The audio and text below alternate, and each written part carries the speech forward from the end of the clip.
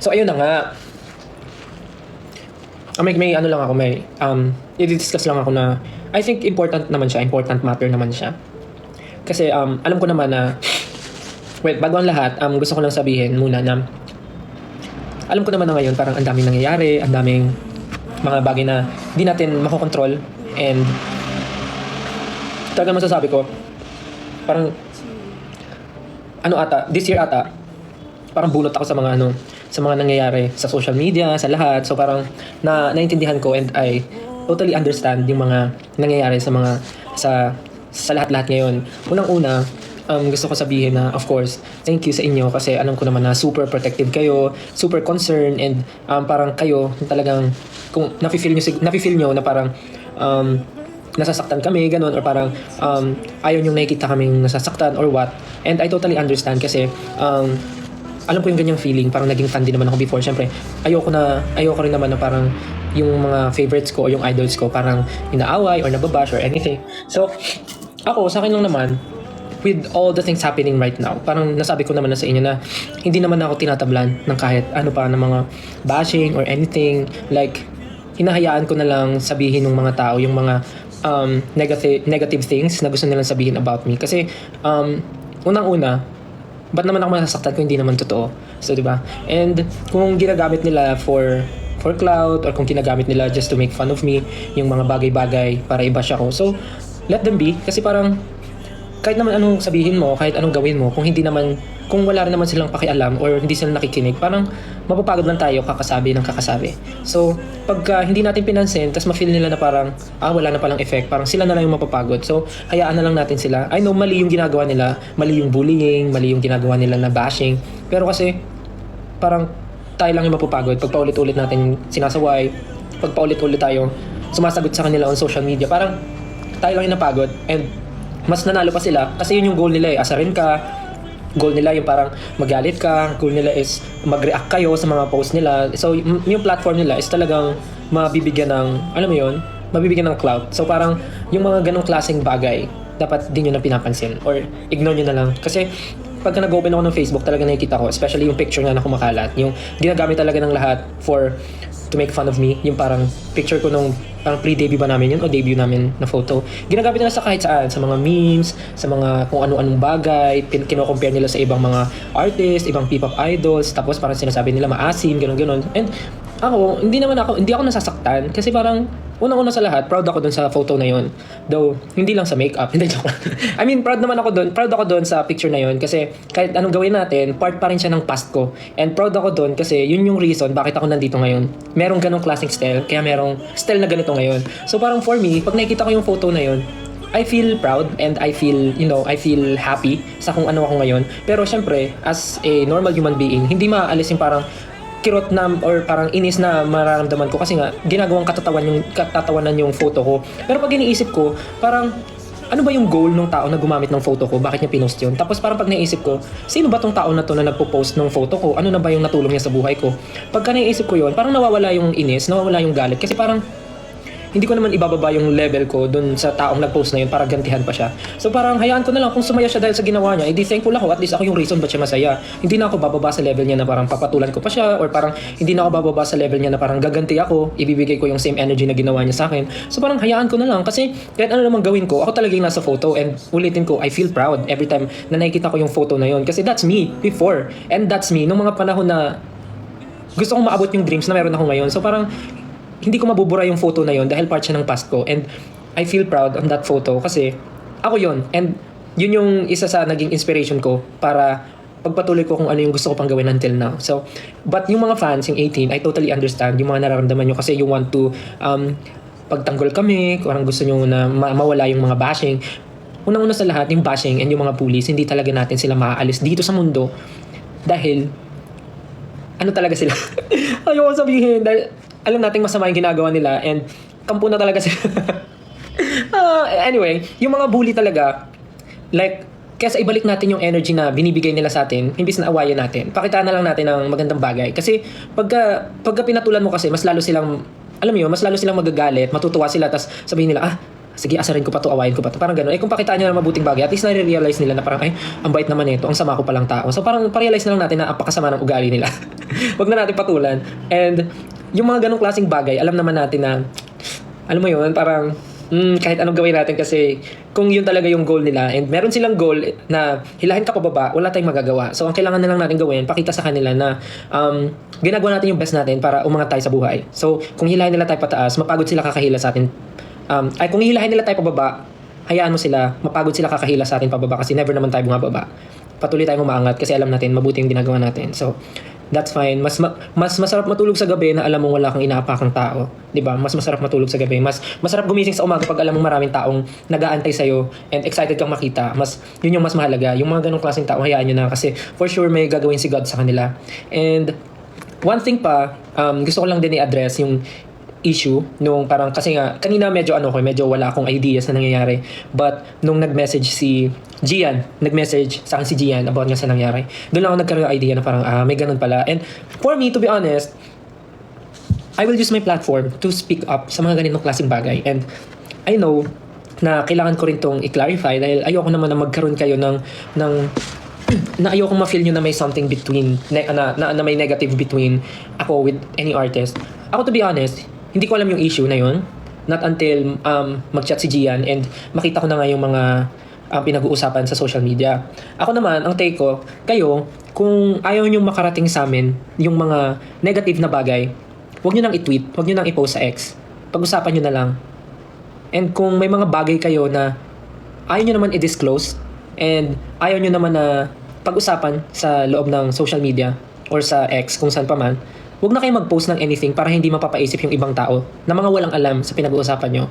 Kasi parang ang hirap kasi mag-post na parang hindi mo rin naman sasabihin kung tungkol saan. Parang nagbigay ka lang ng something, nag-hint ka, tapos hindi mo rin naman i-share. So parang siya. Parang nakakabuo pa siya ng issue na parang ano bang meron.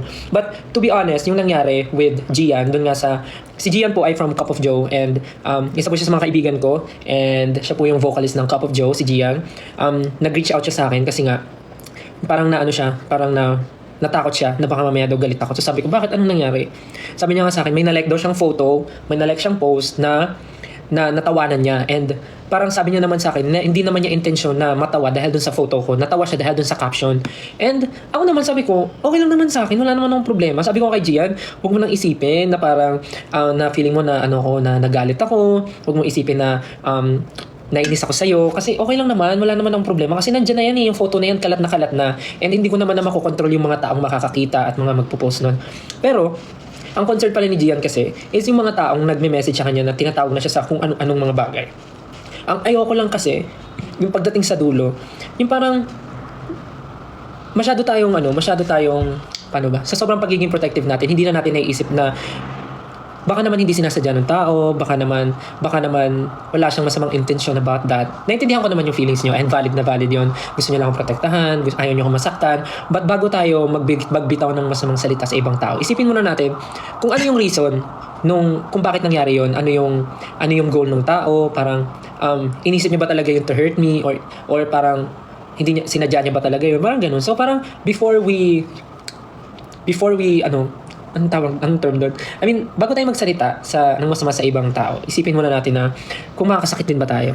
Okay? Kasi ako, to be honest, wala talaga. Hindi talaga ako nasaktan. And may message ko nga si Gian eh. Kanina nakita ko yung live niya and talagang naramdaman ko na natatakot siya and naiyak siya dun sa live niya. Message ko kagad siya na parang huwag niya na isipin masyado, huwag na siya umiyak, sana okay lang siya. Pero promise guys, talaga, every time na parang may nangyayaring ganun sa atin, parang kesa magbigay pa tayo ng negative energy na dagdagan natin, parang mas tingnan na lang natin yung mga bagay na mas ikakabuti pa ng lahat. Kasi pag yung gulo, nilagyan pa natin ng gulo, parang ang gulo na masyado, guys, ang gulo na ng mundo, parang maging na tayo na yung pumunta sa mabuting sa ibang, anyways, hindi ko naman sinasabi na pinapalala nyo yung nangyari. Naintindihan ko na concern lang kayo and gusto nyong i-address. And nagsalita naman si Gian and nag-message siya, nag-sorry siya sa akin and nag-sorry din ako sa kanya. Naintindihan ko yung feelings nyo, pero sana please mag-stop na po tayo. Stop na. Parang wag na tayong mang-away, please. Parang okay naman eh, wala naman talaga, wala akong naramdaman. Sabi ko kay Gian eh, sabi ko lang sa kanya, nakita ko yan, natatawa nga rin ako kasi ang dami nang gumagamit, tas kung saan. Aminado ako na, masakit, may kirot sa akin pagka ginagamit yung photo na yun. Pero, tulad nga lang sinabi ko guys, kahit anong gawin ko, part yun ng buhay ko, and part yun ng past ko. And, ako yung nasa picture, so parang, walang magagawa ako yun. So, tawanan nila kung gusto nila, okay lang sa akin kasi kahit ako naman tinatawanan ko yung photo na yun eh.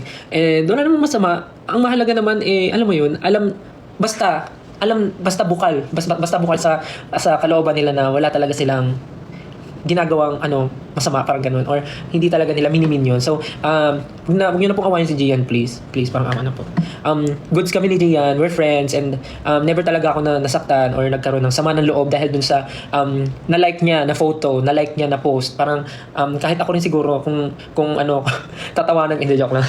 Parang parang understandable naman, and I know it's an honest mistake, and hindi siya nagmi-mean ng harm, parang ganun.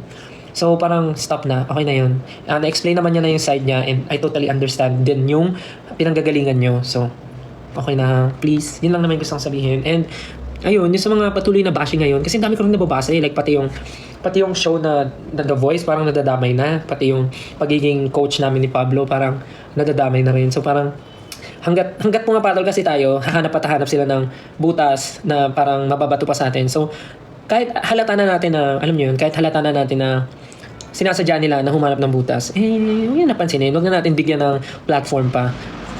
Kasi, parang, ikinatutuwa pa nila yan pag pinapansin natin sila. So, parang, fulfilling yan sa feelings nila. Pagka napansin natin sila, and feeling nila, valid, ayan, sobrang, dinadamdam natin yung sinasabi nila. So, yun. Tingnan nyo, pag hindi nyo pinapansin yan, magsasawa rin yan mga yan. Parang, ang main lesson is, wala, manahimik. Ang main lesson dito ay kalmahan mo at minsan bitawan mo ang cellphone mo, mag-enjoy ka sa buhay mo, parang ganun. Kasi naiintindihan ko naman guys, nag-enjoy kayo sa fangirling, excited kayo makakuha ng updates from us, and parang excited kayo sa mga releases namin. But I know rin naman na meron tayong buhay outside SB19, outside social media, and may mga personal tayong buhay at lahat tayo ay may goals. Alam ko naman na may time na kailangan nyo rin ng oras sa sarili nyo. So, pag may mga ganung time na parang, for example, hindi mo na talaga kaya, yung feeling mo papatol ka na, yun na siguro yung time para bitawan mo yung phone mo at mag-enjoy ka, pumunta ka sa mall, mag-grocery ka, maghugas ka ng plato, magwalis ka, mag-map ka, maglaro ka sa labas, may paglaro ka sa friends mo, gano'n. So, yun lang naman. Iwas na kayo sa patol. Kasi, ngayon, di ba, alam nyo naman na every time na pumapatol kayo, minsan, parang, diba? So parang kung ayaw nyo mabalik sa inyo yung sisi, huwag tayo pumatol, diba? Yun, tsaka ulitin ko lang yung about kay Gian, yung issue. Stop na please. Thank you. Kasi nag-message na si Gian, nag-sorry na siya, and lahat naman tayo dito, I'm sure may natutunan tayong lesson. Kaya imbis na mag-away-away pa tayo at magkagulo-gulo, let's be the bigger person. Yes, bigger person. Hindi, maging na lang tayo, maging mapagkumbaba, maging maunawa, and isihan lang natin, life goes on.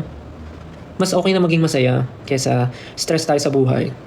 Tingnan nyo pag wala kang problema, nakaka-fresh. Nakaka-fresh? Ito ba yun? Anyways, yun lang naman yung gusto kong sabihin kasi ayoko naman na lumala pa yung mga bagay-bagay. Siyempre dito sa industry, maliit lang naman to eh. Kami lang yung magkikita. So ayoko naman na magkaroon ng awkward feeling or beef. Beef? Ayaw mo ng pork? Anyways, yun lang naman. Ayoko naman kasi ng ganung feeling. Kahit naman sa inyo ayoko naman na may may tampungan. Kasi pag may tampungan tayo, hindi ko kayo papauwiin sa bahay. Isang minute. Joke lang. Yung mga matulog na. Yung mga may exam, kayo din eh. Kayo sabi may exam pa ako bukas pero hindi mabitaw-bitawan ng cellphone. Ayan na yung sign nyo. Bitawan nyo na yung cellphone nyo. Matulog na kayo. Pero guys, seryoso yun ha. Stop na, papakay. Galit. Sayaan yung mga basher. Kaya nyo sila mapagod ka kadut-dut ng cellphone. Alam mo, natutuwa nga ako eh.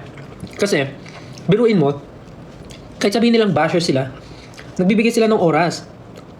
Like, example, sinesave nila yung picture ko sa cellphone nila. Effort yun. Sinesave nila. Tapos, iisip sila ng caption. Yung feeling nila makakasakit sa akin. Effort yun. And then, syempre mga walang wifi yan, for sure. Mga yan, magpapaload. Effort yun. Kagastos sila ng pera. Ano pa ba? Tapos magta-type yan ng caption. Magta-type ng caption. Effort yun. Ipo-post nila. Tapos para humaba yung ano, para uminga yung post nila, lahat ng comments doon, reply nila. Effort yun. So thank you so much sa mga nang mabash po. Napaka-effort nyo po. Maraming salamat. Kaya hindi ko po masabing basher kayo eh. Kasi ramdam na ramdam ko po yung effort nyo sa akin. Hindi ko maramdaman yung bash nyo. Galingan nyo po. Galingan! Hindi, joke lang. Baka ma-trigger sila lalo. Pero yun lang. Yun lang. Ganun lang gawin nyo. Parang kesa ma-stress kayo. Naku, hayaan nyo sila. Hayaan nyo silang mapagod mag-post ng picture ko. Hayaan nyo sila. Hindi nyo ba alam sa kakapost nyo nila ng picture ko, mas lalo akong nakikilala. Lo, sabihin ng yabang ko. Kakapost sila ng picture ko, kahit yung mga old photos ko pa na wala pa akong budget pang kain, yung pinopost nila na payat ako, tapos yung pinopost nila na wala pa akong skincare. Nako. Post nyo lang po yan para mas makilala pa po ako. Ako po si Stel, Coach Stel po ng The Voice, member din ng SB19. Nag-perform din po ako kasama si Mr. David Foster. Nag-perform din po ako kasama si Mr. Louie Ocampo. Nag-perform na rin po ako kasama si Mr. Ryan Cayabyab. Nakasama ko na rin po mag-perform sa stage si Miss Regine Velasquez. Nag-perform na rin po ako kasama si Jamie Miller. Tapos may mga kakolab pa po akong international artist na si yabang. Pero yun guys, ganun lang. Ano lang, mas hanapin natin yung positive side, yung brighter side ng everything. Siyempre, kaya naman nila ginagawa yan kasi success. Joke lang! Alam mo, ang yabang ko na, no? Ayun lang, siguro pwede niyo ako i-bash na SB19 Stel, ang yabang na, gano'n. SB19 Stel, ang taas na ang tingin sa sarili, gano'n. Member ng P-pop boy group na SB19 Stel, ang taas na ng ihi, gano'n. Pwede yan, mga headliner. SB19 Stel, nagbibilang ng achievement sa TikTok Live. Gano'n, dapat gano'n yung mga ganun yung mga headline para masakit, gano'n. SB19 Stel, pinurga ang mga basher, pinurga. Ay nako. Di ba? Ang saya lang, di ba? Kung nambabash sila, umihin natin. Ano kung hindi natin sila? Hindi pwedeng, nag-effort sila. Mag-effort din tayo, guys. It's give. Bigayan to, guys. Ay, pero seryoso dinadaan ko lang sa joke, pero sana nagigets niyo yung gusto kong sabihin, yung lesson na, okay. Ayun, give and take. Hindi give. Ano ba yan? Ayan, i-bash niyo ako dyan. SB19 Stel. Ay, may tumasig. SB19 Stel. Kinulang ng bukabularyo. Ganun. Ganyan dati ang mga bash. Hindi yung Stel, nagparitoke. Ganun. Napakaluma. Wala bang bago? Stel, retokado ang ilong. O tapos, walang bago. Tapos iba pagtatabihin yung picture noon, tapos picture ngayon. Tapos, marunong din naman ako mag-edit. Mas maganda pa. Ito naman. Pa-edit mo na lang sa akin, libre. Ang iniisip ko ngayon, dapat yung mga creative bash. Hindi, joke. Nang hikayat. Basta yun guys, sana nagigets nyo yung point ng sinasabi ko. Inadaan ko lang siya sa joke, pero naintindihan ko naman. Alam ko na naintindihan nyo. SB19 Stel. Hindi marunong mag-English. O ano naman? Magaling ka. Ba't mo ko inaaway? Inaaway? Yung mga tapos na po dyan, then kumain, hugasan nyo po ang inyong pinagkainan. Extend. Sabi nyo ayaw nyo mapuyat, tapos ngayon papa-extend kayo. Hindi na guys, kasi pag nag-extend ako, aabutin na naman tayo ng 1:00, 2:00.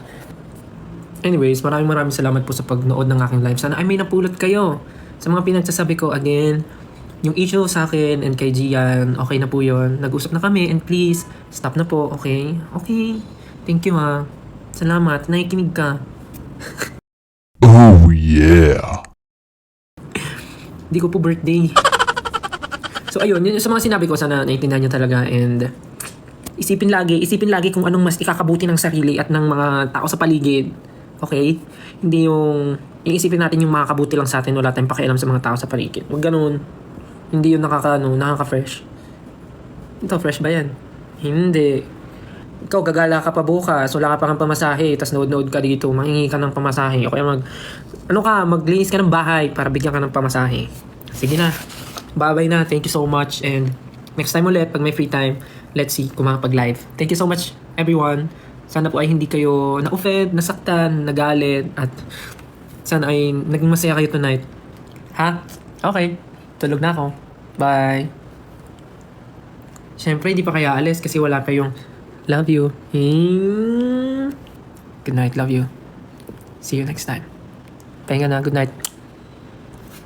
Love you, bye-bye. Good night, sweet dreams.